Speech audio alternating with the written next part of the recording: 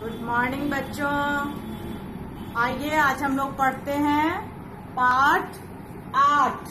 हमारा राष्ट्रीय पक्षी क्या है? मोर। आप लोग को पता है ना हमारा राष्ट्रीय पक्षी कौन है? मोर।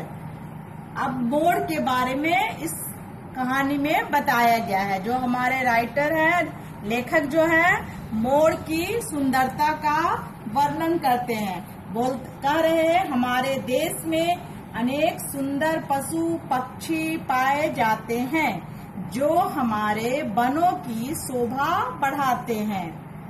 मोर की सुंदरता को कौन नहीं जानता, छोटे बड़े सभी इसकी ओर आकर्षित होते हैं। मोर तो सबको अच्छा लगता है। मोर के जब नाचता है तो बहुत ही खूबसूरत लगता है। उसी का वर्णन इस कहानी में किया गया है।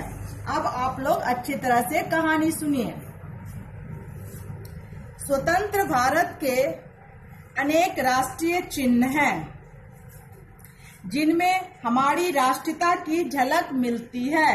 जैसे अनेक राष्ट्रीय चिन्ह है। हमारे स्वतंत्र भारत में अनेक राष्ट्रीय चिन्ह हैं। जैसे कि राष्ट्रीय पुष्प कौन है? कमल। राष्ट्रीय फल क्या है? आम। उसी तरह राष्ट्रीय पशु क्या है? बाघ। और राष्ट्रीय पक्षी जो है मोर है। तो सभी को पता है बच्चों। मोर जो है हमारे देश का राष्ट्रीय पक्षी है। यह अत्यंत सुंदर होता है। इसके सिर पर कलगी है, इसे मुकुट का काम करती है। रंग बिरंगे पंख ऐसे लगते हैं मानो इंद्रधनुष के रंग बिखरे हों। इसकी गर्दन नीले रंग की होती है। बादलों का मोर से गहरा संबंध है। इन्हें देखते ही मोर के पैर जो है थिरकने लगते हैं। यद्यपि मोर के पैर सुंदर नहीं होते हैं, परंतु इन्हीं पैरों से वह नाचता है। नाचते समय इसके पंख जो है पूरी तरह खुल जाते हैं। मोर के पंख सुंदर नहीं होते, लेकिन मोर का जो नृत्य होता है वह बहुत ही सुंदर होता है। मोर जब नाचते हैं तो मोर को नाचते देखकर बच्चे जो हैं वो बहुत ही खुश होते हैं। मोर की आवाज जो होती है वो मधुर होती है। मोर सांपों को अपना भोजन बनाता है। इसके अतिरिक्त वह अनाज के दाने, नरम फल और कीड़े मकोड़ों को भी खाता है।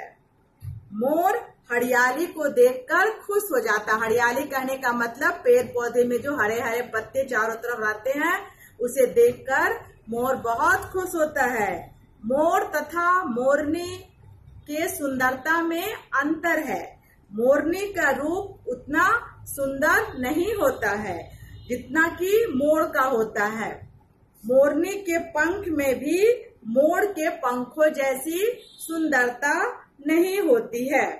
मोरनी के पंख जो होते हैं वो बहुत ही छोटे होते हैं और मोर के पंख जो होते हैं काफी बड़ा होता है। उसमें बहुत सारे रंग होते हैं और वो बहुत ही सुंदर दिखता है। ठीक है, आप लोग समझ गए कहानी। कहानी का मतलब है कि मोर जो है वो क्या है? हमारा राष्ट्रीय पक्षी है। मोर बहुत ही सुंदर होता है, लेकिन उसका पैर सुंदर नहीं होता है। और वो जब बादलों को देखता है तो क्या होता है? बहुत ही खुश होता है। बादलों को देखकर वो नाचने लगता है और बच्चे जो हैं उसके नाच को देखकर बहुत ही खुश होते हैं। मोर और मोरनी में क्या अंतर है कि मोर जो है सुंदर होता है, लेकिन मोरनी सुंदर नहीं होती है। मोर के पंख बहुत ही सुंदर होते हैं और मोरनी के पंख बहुत ही छोटे होते हैं। मोर क्या खाता है? सांपों को खाता है, अनाज के दानों और फल को भी खाता है। ठीक है, समझ गए आप लोग। अब आइए हम लोग पढ़ते हैं शब्दार्थ। शब्द का अर्थ। स्वतंत्र। स्वतंत्र मतलब होता है आजाद। राष्ट्रीय मतलब देश से संबंधित। चिन्ह, निशान। अत्यंत, बहुत ज्यादा। अतिरिक्त, अलावा। मुकुट, ताज। मधुर, मीठी। भोजन, खाना। ये सब शब्दार्थ जो है इसको आप लोग अच्छी तरह से याद करेंगे। ठीक है ना बच्चों।